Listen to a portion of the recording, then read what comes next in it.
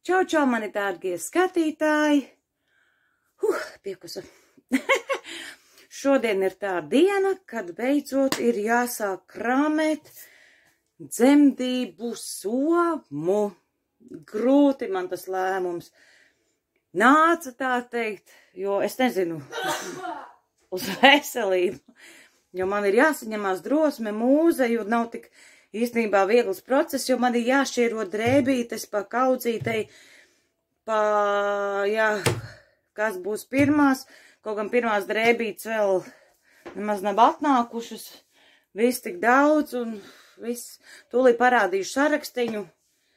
Jā, kas ir jāņem līdzi.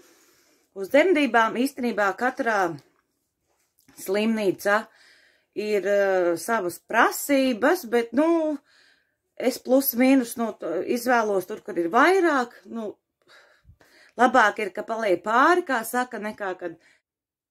Kur es izpūrus, izmazgājus galvu vienkārši vakardienu, ne šodien, kāds tā ir. Labi, tad to turpinu.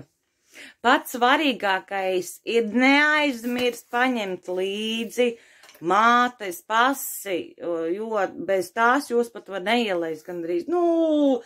Es tā, protams, pārtas tā nozīmē saku, bet var arī neielaist slimnīcā. Jā, un es tātad izmeklējos, kur ir tas sārakstiņš, ko es izprintēju, bet izrādās šeit pat mātes pasē, kur man ir, šeit ir arī sāraksts.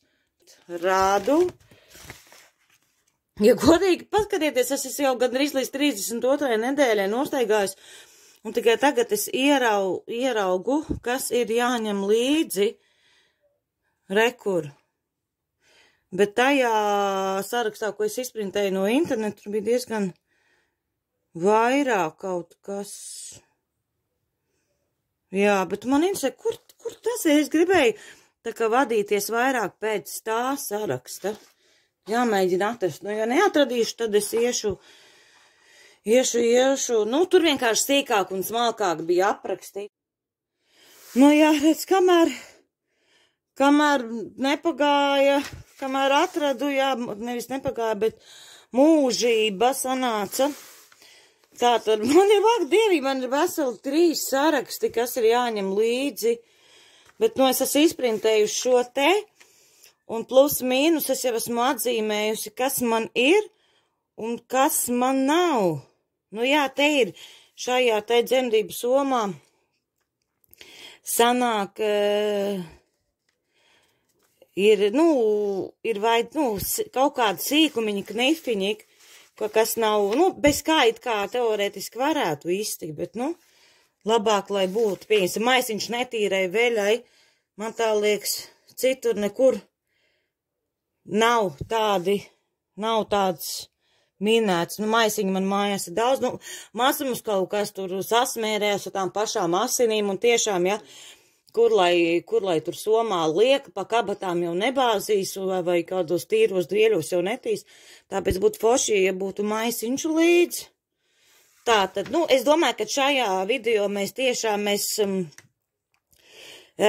nekārtosim konkrēti dzemdību somu, bet nākamajā video, jo šis diezgan mums tā sanāk pagarš, jo mums ir diezgan daudz tie sarakstiņi ir.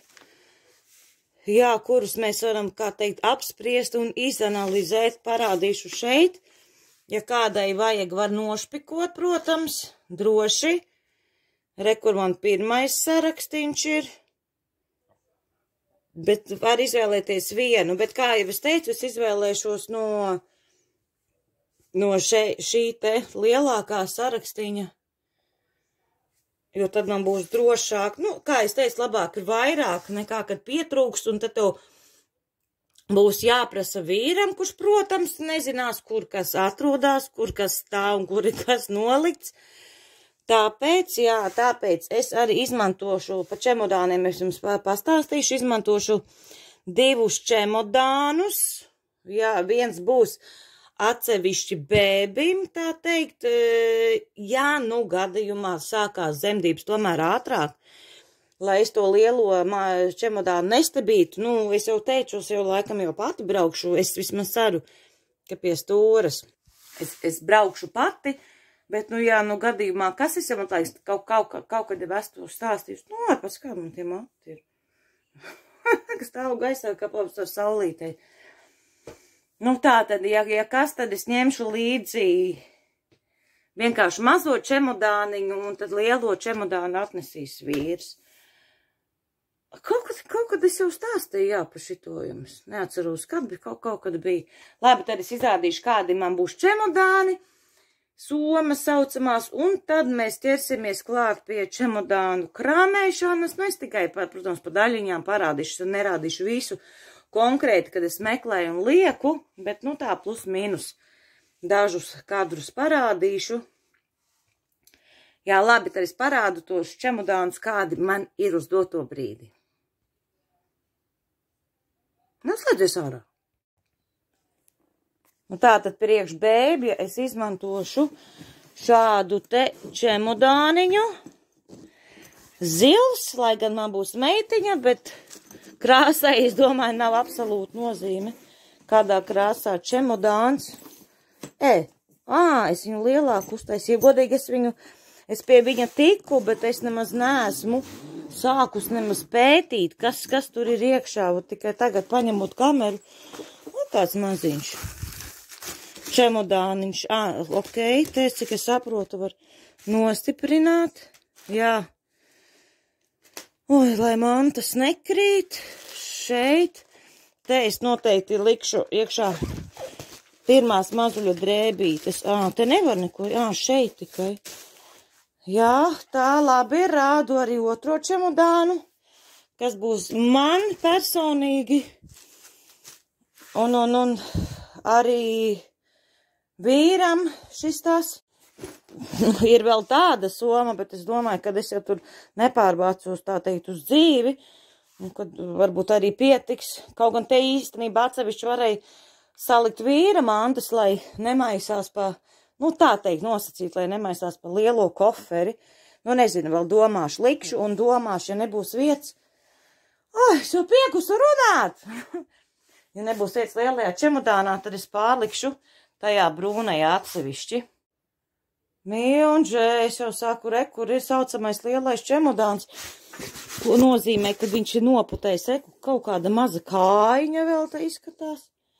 Pēdējo reizi, šitā varētu būt pat Amberlīs kāja droši vien, pēdējo reizi mēs viņu izmantojām tieši, jā, var teikt, nu ne tieši, bet, 7-8 gadus atpakaļ, kā saka, šis man ir dzemdību čemodāns ar visiem bērniem.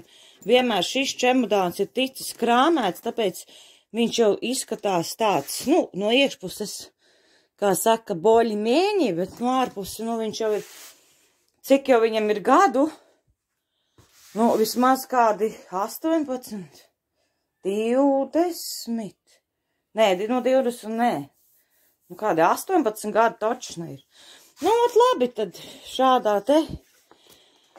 Es arī sākšu lēnām krāmēt, bet mēs tiksimies ja tev tas interesē, tad piesako manam kanālām, protams, un uzrakst arī cik tev ir nedēļas.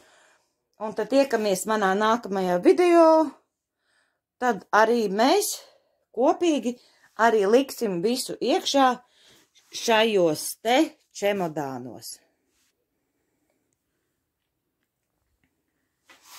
Ui!